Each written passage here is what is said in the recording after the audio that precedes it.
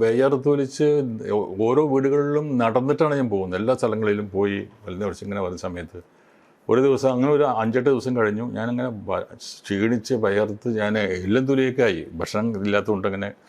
എന്നിട്ട് അന്ന് രാത്രി ഞാൻ വീട്ടിലേക്ക് കയറി വരുമ്പോൾ എൻ്റെ ഭാര്യ എന്നെ കണ്ടിട്ട് കരഞ്ഞു. അവൾ കരഞ്ഞു. അപ്പോൾ എനിക്ക് വിഷമമായി. ഞാൻ പറഞ്ഞു, എന്തിനു നീ കരയെന്ന് ചോദിച്ചു. അപ്പോൾ അവൾ എന്നോട് ചോദ്യം ചോദിച്ചു. ഈ ചോദ്യമാണ് ചോദിച്ചത്: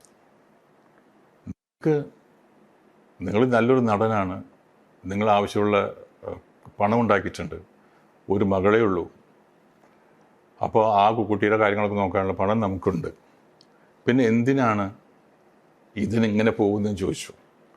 അപ്പോൾ ഞാൻ പറഞ്ഞത്, അത് എനിക്ക് മാത്രം പോരല്ലോ. ആരണ്യകത്തിൻ്റെ ചോദ്യമാണ്. ഇതാണ് എൻ്റെ ആൻസർ. അങ്ങ് ചോദിച്ചല്ലോ, അതിൻ്റെ ആൻസർ ഇതാണ്, എനിക്ക് മാത്രം പോരല്ലോ എന്നുള്ളത്.